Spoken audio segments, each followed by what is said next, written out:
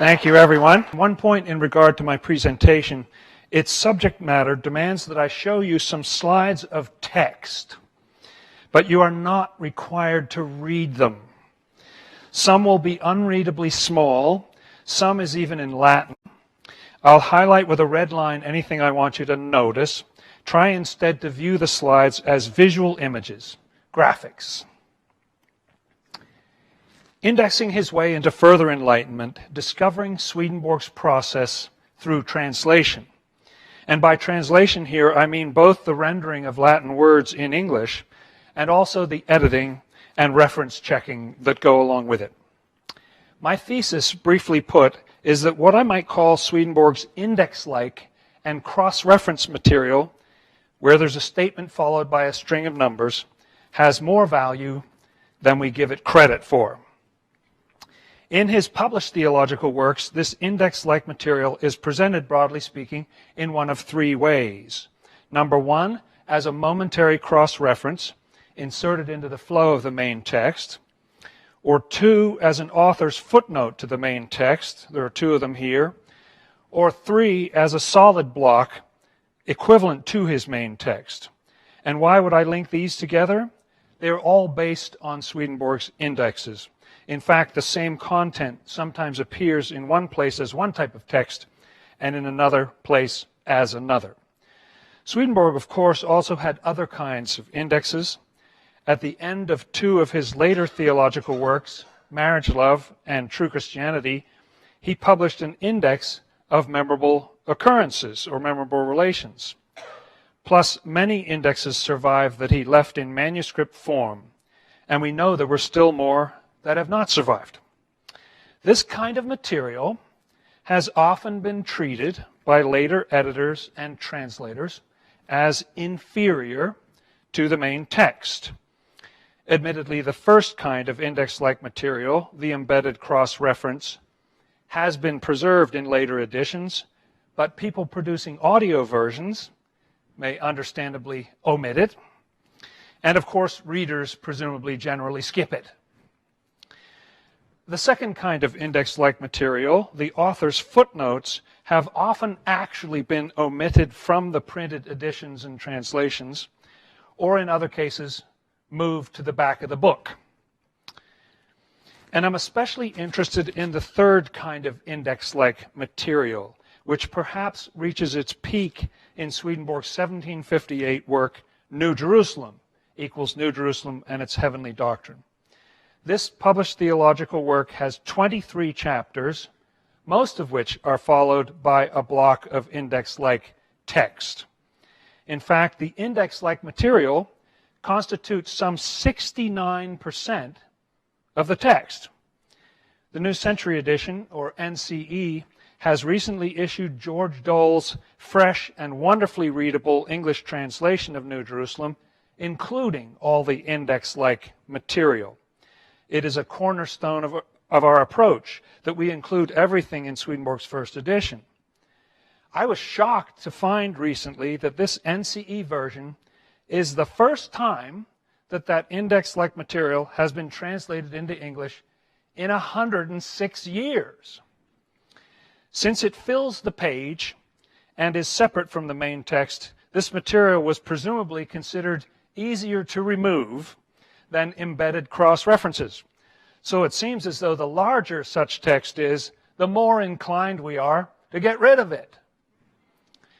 For more evidence that this material has been seen as secondary, consider how Pott's Concordance handles it.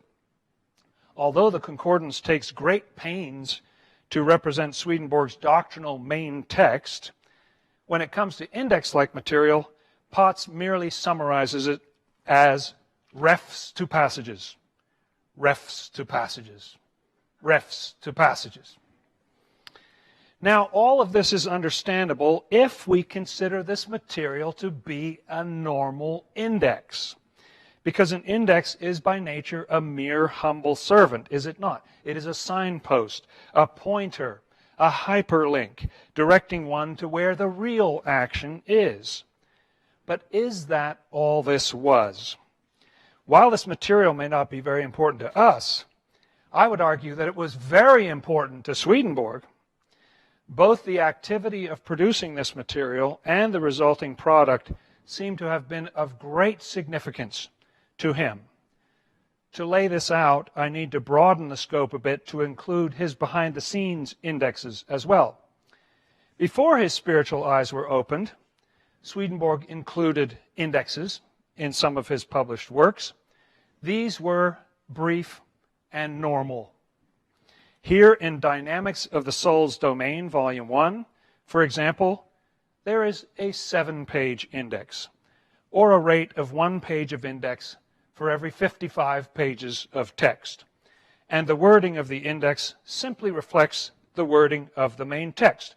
1 page here gets you all the way from C to F. But something changed after Swedenborg's spiritual eyes were opened.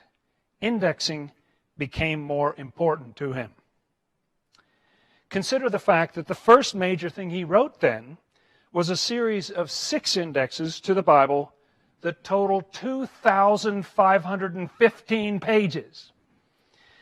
And by the third of these 6, he began including the spiritual meaning of the text, a departure from mere signposting.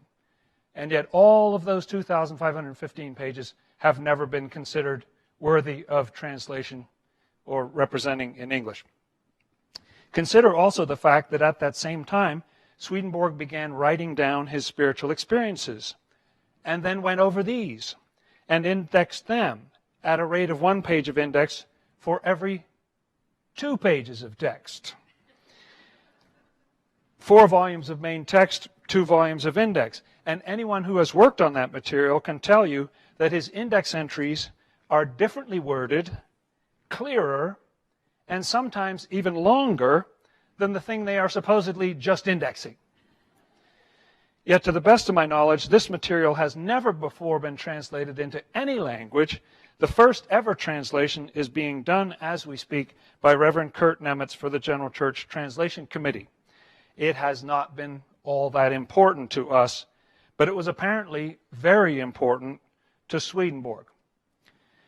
Consider also the humble fact that Swedenborg's published theological works and those major unpublished works that were being considered for publication have sequential section numbers that run from beginning to end and even across volume boundaries. Swedenborg adopted this practice, no doubt, so that he could index and cross-reference his works before pages were typeset. Proof of this is found in his Revelation Explained, which equals Apocalypse Explained, which stops abruptly long before it was completed, but already has abundant cross-references in it. Swedenborg must have created an index for this work too, but it has not survived. In fact, let's consider how Swedenborg's published theological writings begin. After the title page of his first published theological work, Secrets of Heaven equals Arcana Celestia, but before you even reach number 1, what do you find? A string of forward cross-references and an index of spiritual experiences. After he finished Secrets of Heaven, in 1758, Swedenborg published 5 works in 1 year. Stuart Shotwell, managing editor for the New Century Edition, recently made this fascinating observation. When you arrange them in the order in which they were originally written, the amount of index-like material increases. In other planets, OP there, which is Earths in the universe, such material, as represented by the dark part at the bottom, constitutes 6% of the work, all of it in the form of authors' footnotes. In Heaven and Hell, that amount rises to 19% and is present in both footnotes and as block text at the end of chapters. In Last Judgment, that amount rises to 22%, again in both footnotes and as block text. In New Jerusalem, as I say, that amount rises to 69%, and none of it is in footnote form. It is all block text at the end of chapters. And in White Horse, that amount rises again to 80%. And again, none of it is in footnotes. It forms one large appendix after a brief chapter of biblical exegesis. Can we maintain that this material was unimportant to Swedenborg? While we're at it, let's consider how Swedenborg's published theological works end. With an index. Just as they began, they end with an index of spiritual experiences. At the end of True Christianity, there is a 47-page index of these experiences, which includes many details not covered in the main text, and ends beautifully with a whole additional memorable occurrence, all of which has often been cut. For details, see my translator's preface to True Christianity, Volume 2, in the deluxe purple edition. So indexing was not superfluous to what Swedenborg was doing. It was an integral part from start to finish. And the nature of these indexes went beyond what is normal. More evidence of how important this material was to Swedenborg is how much work he put into it. Let's consider how he produced the index-like material that constitutes that 69% of New Jerusalem. John Eliot made a significant contribution to our understanding in his wonderful Latin edition of Swedenborg's Indexes to Arcana Celestia. He points out there that there are two types of material in these indexes. This led Stuart Shotwell and me to realize that what is present in New Jerusalem is yet a third type. That is, this material took a threefold process to create. Let me explain. First, Swedenborg would go through Secrets of Heaven, paragraph by paragraph, and write an entry in his index under some appropriate keyword.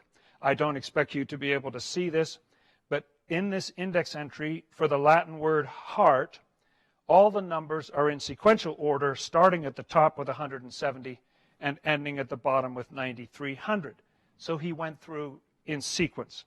The result is a numerically ordered but topically random list of statements with usually just a single reference at the end of each.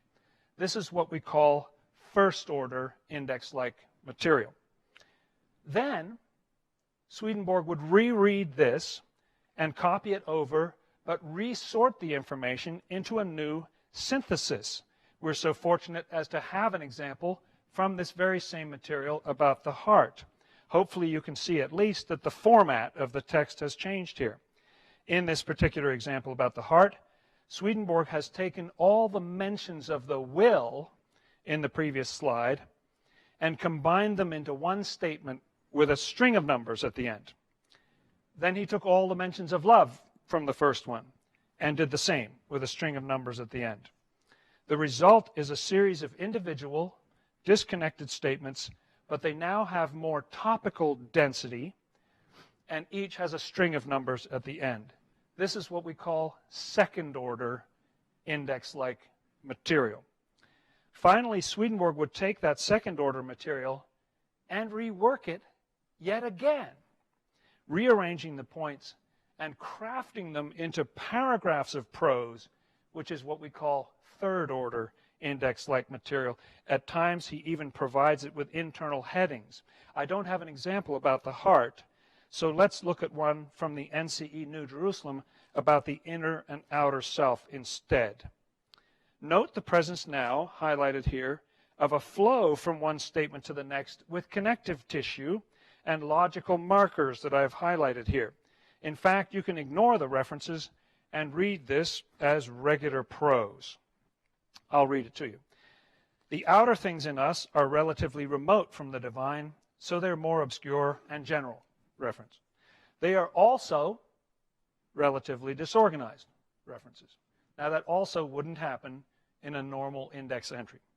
Inner things are more perfect because they're closer to the divine. References. There are thousands upon thousands of things in our inner self that appear as one general thing in the outer self. Reference. So, the more inward our thinking and perception are, the clearer they are. Reference. It follows then, index entries don't start with it follows then. It never happens. It follows then that we should concentrate on what lies in the deeper levels. References. George Dole, by the way, in my humble opinion, did a wonderful job of coming up with idiomatic and impactful renderings of this material. So, wait a minute. Given that Swedenborg wrote a rough copy and a fair copy of the works he published, was it not enough that he wrote out the 4,563 pages of Secrets of Heaven by hand with a quill pen twice, but he also went back and indexed it 3 times? We are welcome, of course, to omit the resulting material, but let's at least hold in our hearts that a lot of work went into it. It's like a couple and one says to the other, "Did you by any chance throw out the stuff in the brown pot from the fridge in the basement?" "Yeah, it was just old cabbage." "Well, that old cabbage was actually sauerkraut I was making. I pounded that for hours and it has been brewing for 3 weeks." "Oops, sorry about that." Likewise with Swedenborg's index-like material. It may look at first like old cabbage to us, but we should at least realize he worked hard on that and felt it was important. But even more significant than the sheer amount of work it took is that the resulting material contains things Swedenborg never said elsewhere. This is not generally recognized, but anyone who has worked at checking cross-references in Swedenborg's works can attest that doing so is a nightmare. Why? Let me give you an example from a parenthetical cross-reference in Secrets of Heaven 9410. Note the wording here in the redesigned standard edition, that regeneration goes on up to the end of man's life in the world and afterward to eternity. See all these glorious references. So here's a statement followed by not 1, not 2, but 36 references in 5 groups. Imagine you are the reference checker. Okay, here we go, you say to yourself. To verify these references, all I need to do is find that statement in those passages and put in a check mark. So you read 85:48. Well, it's about the need for rebirth in order to go to heaven, but the passage says nothing about regeneration going on throughout our life and after death to eternity. 85:49 and 85:50 and so on are also about regeneration, but say nothing of the kind. You keep checking.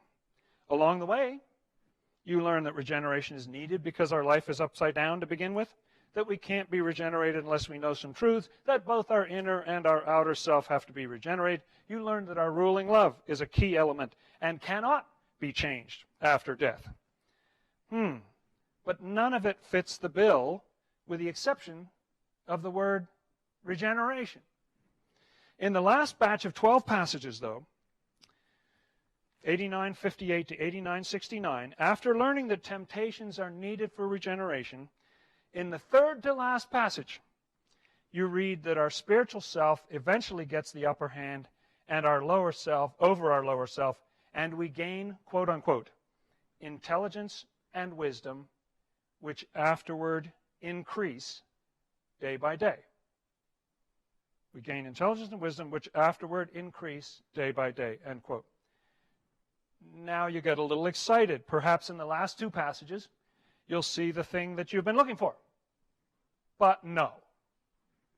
So wait a minute. What was that opening sentence again? That regeneration goes on up to the end of man's life in the world and afterward to eternity. See these 36 passages. Did we really just read 36 passages to find nothing more than the word regeneration and the statement that intelligence and wisdom afterward increase day by day, which doesn't even directly say that regeneration continues, and says nothing about whether it goes on after death? Afterward there, quote unquote, is arguably vague in comparison with throughout your life into eternity. So do you as reference checkers say, "It's all good, 2 thumbs way up"? Are those, in fact, the references that Swedenborg intended? I believe they are, because they point so precisely to 36 passages on regeneration. But what then is going on? My working theory is that Swedenborg reads those 36 passages and has a new insight and puts it in the statement with the list of numbers. In fact, in the manuscript, it is literally added in the margin, sideways. All the passages referred to give supportive information and presumably even led to Swedenborg's insight, but the resulting cross-reference does not function like a normal index entry would. This may drive the reference checkers crazy, but for the same reason, its value is higher than we thought. It says something new. And this is just one of many examples. Back in the day, there were no electronic search tools, but now we can search all the Latin in a heartbeat.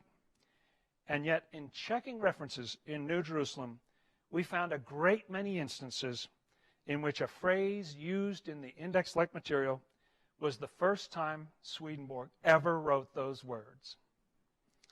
Let me give you one more example. This is from that index at the end of True Christianity, which I discuss in the translator's preface to the NCE Volume 2. As I approached translating that index, I myself thought I could just cut and paste the language from what I'd already translated. Silly me. That turned out to be completely impossible.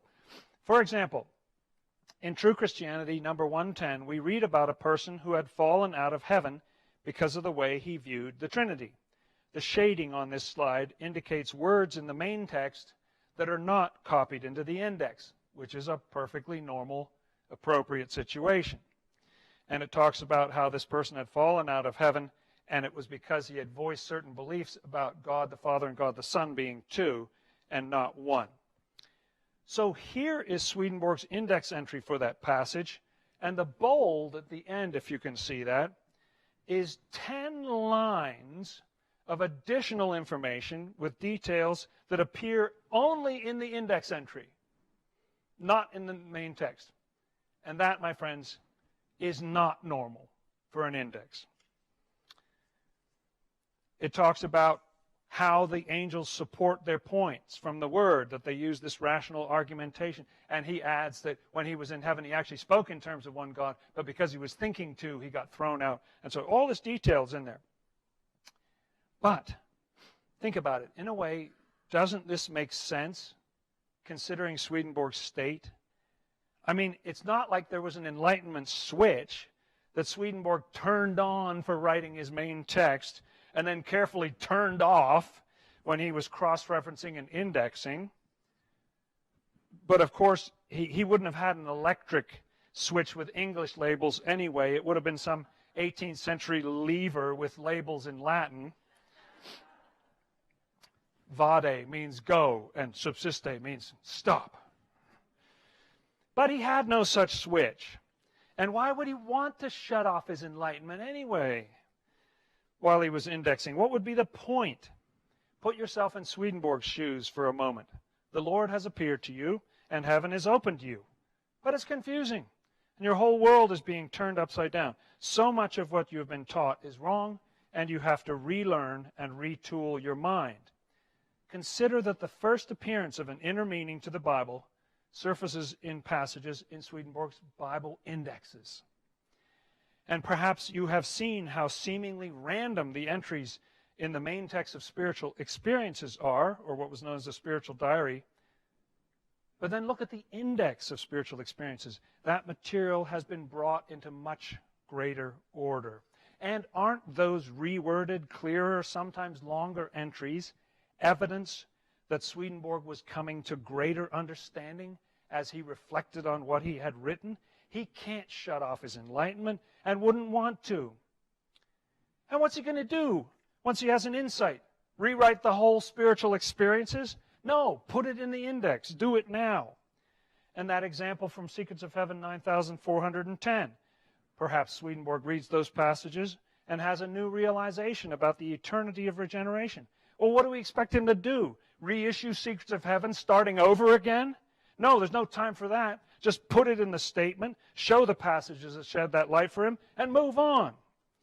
How perfect is it, my friends, that the end of his entire published corpus is an index that includes not only some striking additions that we were just talking about, but also a fresh, new experience never published elsewhere. So he has a vision after finishing the main work. What's he going to do? Stop the presses and redo True Christianity to fit it in? No. Put it in the index and print the volume. To summarize and conclude, what I might call Swedenborg's index-like and cross-reference material, where there's a statement followed by a string of numbers, has been treated as having secondary importance, perhaps because it appears to merely repeat things already said in his main text. But careful study of that material, of the kind that occurs when translating, editing, and checking it, reveals that it contains new insights and wording that is not present elsewhere in his works, and therefore it is primary, highly evolved material, and deserves more love and respect. After all, Swedenborg still had enlightenment while cross-referencing and indexing. In fact, there's evidence that rereading helped shape and deepen his understanding.